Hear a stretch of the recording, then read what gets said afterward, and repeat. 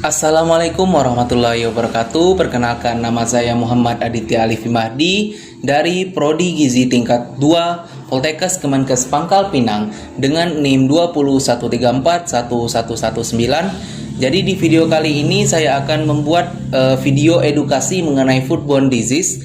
Sebelumnya, mohon maaf apabila terdapat suara-suara kebisingan dari luar. Jadi, kalian tahu nggak apa sih foodborne disease itu? Nggak tahu.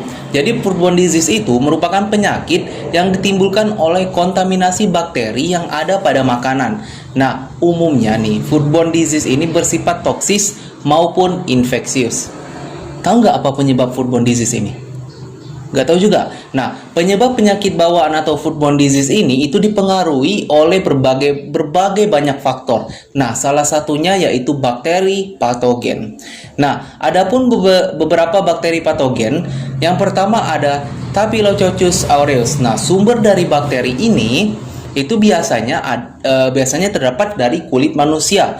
Makanan yang telah terkontaminasi aureus dapat menyebabkan penyakit karena toksin staphylotoxin. Nah, yang dapat menyebabkan diare, perut kram, dan muntah-muntah. Yang bakteri yang kedua yaitu Salmonella typhi dan Paratyphi. Nah, Salmonella bakteri ini dapat menyebabkan demam tipes. Kontaminasi bakteri ini dapat terjadi pada makanan maupun antar manusia. Jadi bakteri yang ketiga ada Escherichia coli. Nah, merupakan bakteri yang paling umum menyebabkan diare. Beberapa memang tidak berbahaya, namun beberapa dapat menyebabkan gastroenteritis. Nah,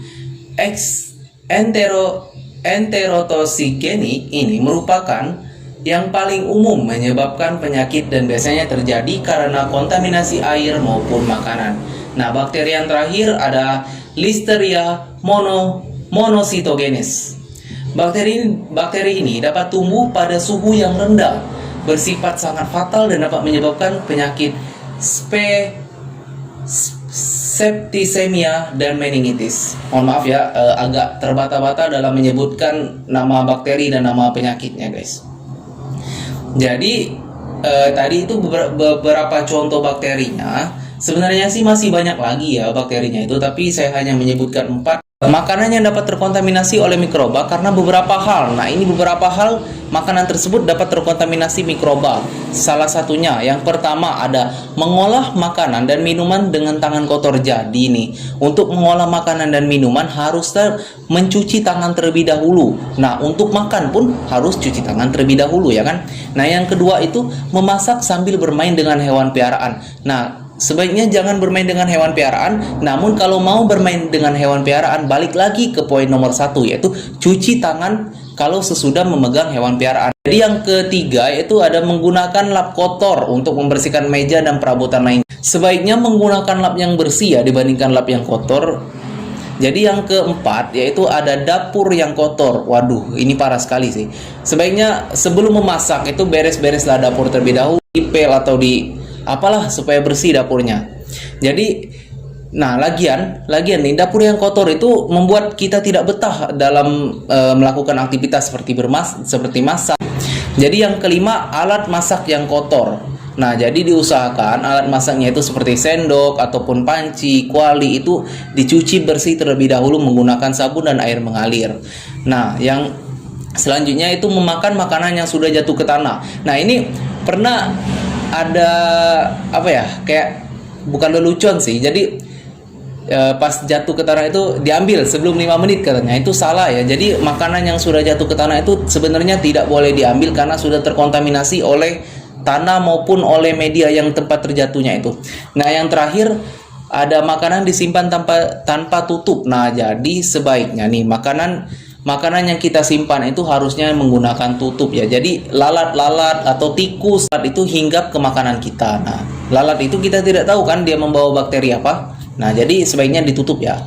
Oh, ternyata tadi bukan yang terakhir. Jadi yang ke berapa nih? Yang ke-8 itu makanan dicuci dengan air kotor.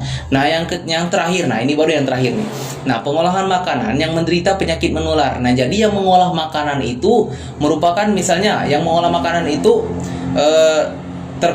bukan terkontaminasi, yang mengolah makanan itu sedang mengalami penyakit flu misalnya. Nah, dia kan jadi penyakit flu. Jadi dia ini bersin-bersin kan, bersin-bersin. Jadi virus influenzanya itu, virus flu-nya itu hinggaplah di tangan. Nah, apabila dia tidak mencuci tangan, masuklah ke makanan. Ataupun dia bersin misalkan, dia bersin tidak menutup atau tidak pakai masker, dia bersin kan, dia bersin. Nah, langsung percikan-percikan bersin tersebut masuklah ke makanan. Nah, itu yang menyebabkan kontaminasi terhadap makanan.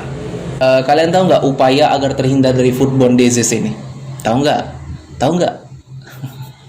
Jadi di sini akan saya beritahu beberapa upaya agar terhindar dari foodborne disease. Yang pertama, mencuci tangan. Sekali lagi, mencuci tangan. Yang kedua, membersihkan meja dapur. Aduh, bersihkanlah meja dapur sebelum memasak ataupun sesudah memasak, bersihkanlah meja dapur. Nah, yang ketiga ada menggunakan alat memasak yang bersih. Yang keempat itu menyimpan bahan makanan mentah terpisah. Jadi antara bahan makanan yang mentah, misal daging mentah, ikan mentah, sama daging yang sudah dimasak, ikan yang sudah dimasak, itu tolong dipisahkan. Nah, yang kelima itu memasak makanan hingga mencapai suhu yang benar. Jadi kalau daging nih suhunya yang benar, terus memasaknya itu jangan usahakan sampai masak benar gitu. Jangan ada yang masih mentah-mentah. Jadi takutnya itu masih ada bakteri yang menempel kalau yang masih mentah itu. Nah, yang keenam itu menjaga suhu kulkas.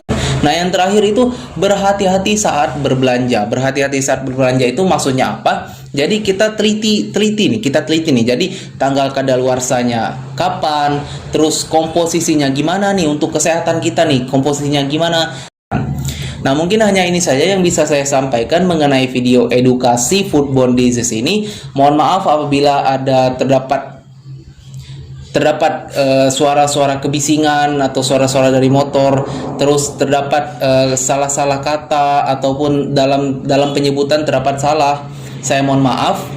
Saya akhiri dari video ini, wabillahi taufiq wal hidayah. Wassalamualaikum warahmatullahi wabarakatuh.